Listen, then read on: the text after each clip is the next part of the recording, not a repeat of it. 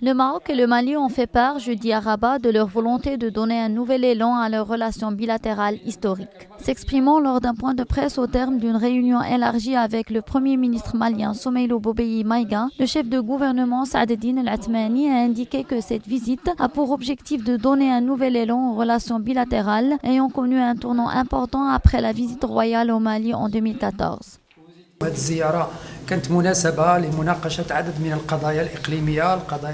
Cette visite a été l'occasion de discuter les différentes questions bilatérales, régionales et celles d'intérêt commun, que ce soit sur le plan de la sécurité régionale ou sur le plan de l'intégrité territoriale des deux pays. Cette convention a été signée dans le principal but de donner un nouvel élan aux relations bilatérales séculaires.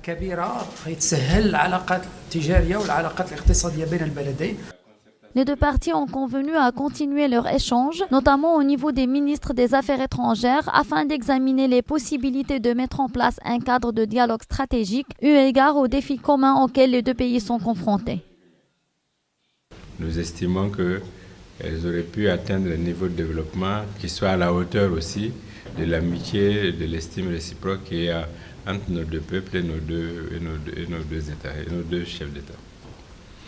Sur l'ensemble de ces questions, nous allons continuer